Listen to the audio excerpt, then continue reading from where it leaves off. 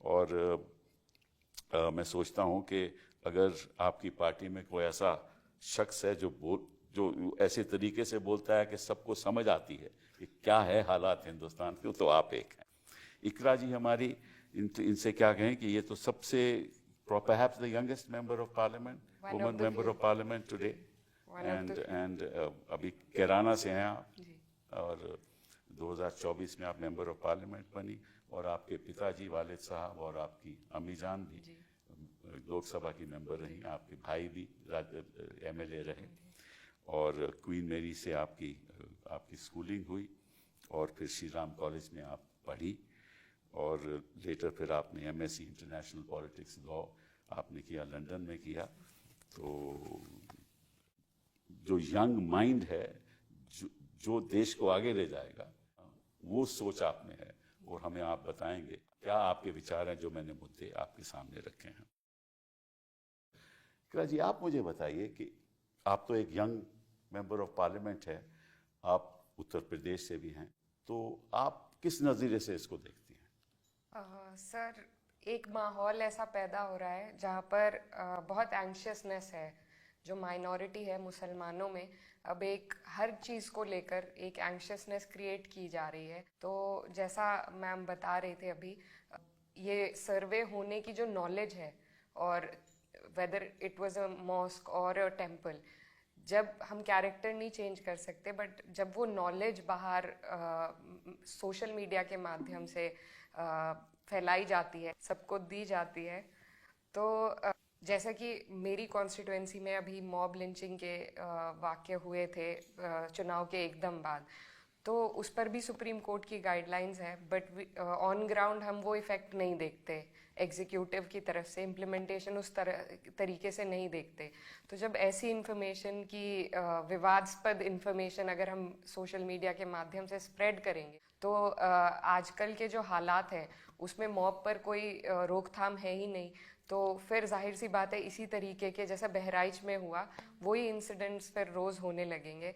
और मैं ये कहना चाहती हूँ कि सबसे बड़ी जिम्मेदारी आई थिंक गवर्नमेंट की और जुडिशरी के अलावा जो एग्जीक्यूटिव है, जिनके पास इम्प्लीमेंटेशन अथॉरिटी है, उन पर सबसे ज़्यादा सेंसिटिविटी की ज़रूरत है ऐसे मामलों में। एंड तो अगर राजनीतिक लोग सेंसिटिव नहीं रहेंगे और ऐसे अधिकारी को चुनेंगे जिनकी पोस्टिंग ऐसे अधिकारियों की करेंगे जो उनका कहना मानेंगे, जो हम देख रहे हैं, तो फिर किस सेंसिटिविटी की आप बात कर रहे हैं?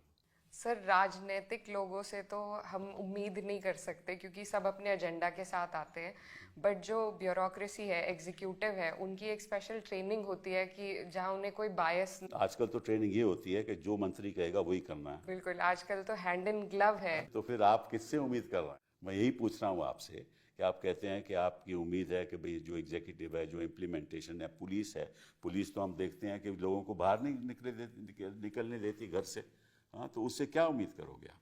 उनसे नहीं, बट अगर आप इलेक्शन कमीशन से भी उम्मीद नहीं करते हो आप इलेक्शन कमीशन से उम्मीद? That's debatable.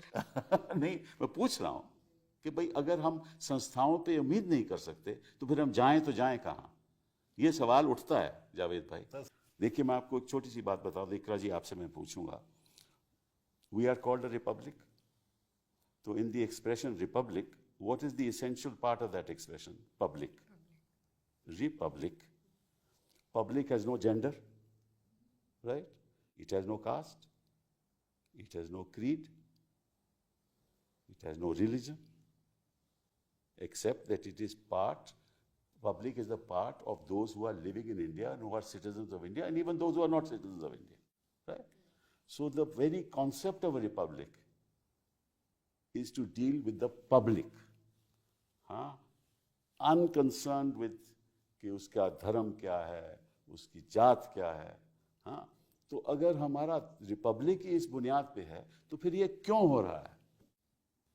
सर, एग्जैक्टली जैसे एक सवाल ये उठता है कि जो हिस्टोरिकल रॉन्ग्स हैं, जो एक पार्टी ऐसा परसेप्शन बना रही है कि उस टाइम, अभी योगी आदित्यनाथ जी ने कहा कि बाबर की औलादें हैं एंड थिंग्स लाइक दैट। तो एक परसेप्शन है, उसका जवाब सिंपल यही है कि उस टाइम डेमोक्रेसी नहीं थी, रिपब्लिक नहीं था, तब इन्वेजन से, जैसे आपने कहा, लोग राज करते थे, उसी हिसाब से सारी तब्दीली होती थी व्यवस्था में। लेकिन अब now we are a democracy, now we are a republic, we are governed by a constitution. तो अब अगर ये सवाल हम हिस्टोरिकल सवाल उठाएंगे तो उसका कोई जवाब नहीं है, उसका कोई अंत भी नहीं है, और उस खुदाई का भी कोई अंत नहीं है कि आप नीचे से क्या क्या खोद के निकाल लेंगे। तो I think in general public perception में ये बात जानी कि हम सिर्फ डेमोक्रेसी के बाद अब के जो हालात हैं उन पर चर्चा करें, ना कि पहले किस राजा ने क्या किया। उन्होंने अपनी जंगें लड़ी, जीती, और उस टाइम के जो हालात थे उस हिसाब से उन्होंने काम किया। लेकिन अब तो हम उस हिसाब से नहीं चल सकते। तो ये जो एक डिस्कोर्स चलाया जा रहा है जिसमें हिस्टोरिकल रॉन्ग्स को हम करेक्ट करने की कोशिश कर रहे हैं इस तरीके से सर्वे कराकर या वो, तो उस पर भी मुझे लगता है हमारी उम्मीद सिर्फ अगर कहीं से सबसे ज़्यादा है तो जुडिशरी से है।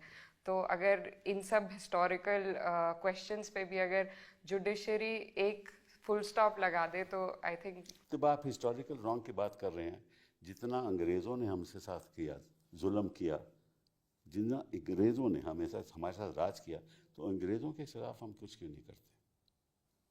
अंग्रेजों को तो भगा दिया, मगर नहीं भगा दिया ना, फिर उनके खिलाफ कुछ नहीं करते। उनके खिलाफ करके क्या करेंगे? चुनाव कैसे जीतेंगे? चुनाव तो नहीं जीत सकते ना अगर अंग्रेज़ों के खिलाफ बात करें।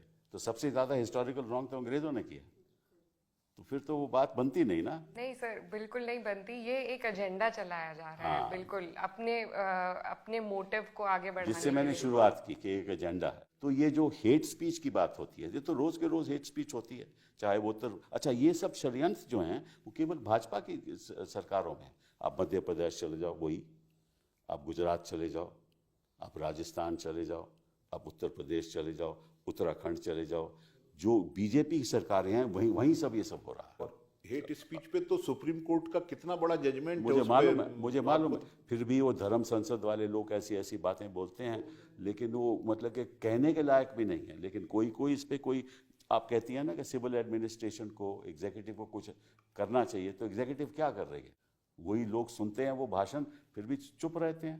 बिल्कुल, अगर लोकल लेवल पे ही वही लोग रोकथाम कर दें तो कैसे करेंगे? जब मैं कह रहा हूँ वही चुप रहते हैं, तो कोई मतलब कि इस बात को सोचता नहीं कि इसका देश में क्या असर हो रहा है और देश के भविष्य को क्या असर हो रहा है, पता लगना चाहिए ना। लगना चाहिए, बिल्कुल टाइम मिल जाएगा नए नए एंगल्स ऐड करने का। जैसे आप बता रहे थे कि अब वो पाकिस्तान से लाए गए हैं हथियार और गोली, तो वो सब जोड़ने के लिए अलग उसको डाइल्यूट कर देंगे, अलग अलग उसमें एंगल और फिर जोड़कर। इतनी देर में नैरेटिव मीडिया पे चलाएंगे, and उल्टा then like नैरेटिव how चलाएंगे। ma'am was saying, then there will be no sympathy.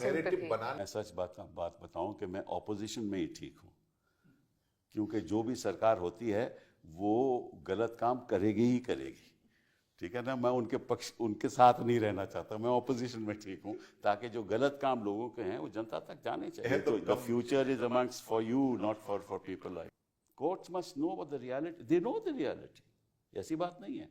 लेकिन the process is so slow. By the time अगर हम सुप्रीम कोर्ट जाएं तो कहते हैं कि साहब आप हाई कोर्ट जाओ, हाई कोर्ट जाएं तो बोले पहले आप बिल वहाँ एंटिसिपेटरी बिल पहले लो, ठीक है। वहाँ जाएं तो फिर वो 1 महीना बहस नहीं होती, इतनी देर में वो बेचारा जेल में रहता है। फिर हाई कोर्ट में कई बार तो ऐसा होता है कि जज सुनता है फिर फैसला नहीं देता।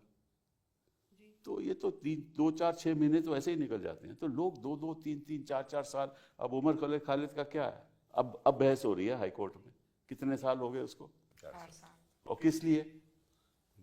हम भी जानते हैं, हमने भी सारी पढ़ा हुआ है, कोई है ही नहीं क्या उसके खिलाफ केस, लेकिन है 4 साल से ज़्यादा अंदर है। लेकिन ठीक है, ऐसी चर्चा होनी चाहिए और ये जनता के सामने आना चाहिए। और आजकल लोग ऐसे प्रोग्राम्स को ज़्यादा देख रहे हैं क्योंकि मीडिया में, मेन स्ट्रीम मीडिया में वो विश्वास उठ गया है, ठीक है जी, बिल्कुल। और बस हमें यही उम्मीद है कि देश की जनता को समझ आ जाएगी, वक्त लगेगा कि वाकई में जो कर्तव्य पथ है वो संवैधानिक होना चाहिए। बहुत बहुत धन्यवाद आपका।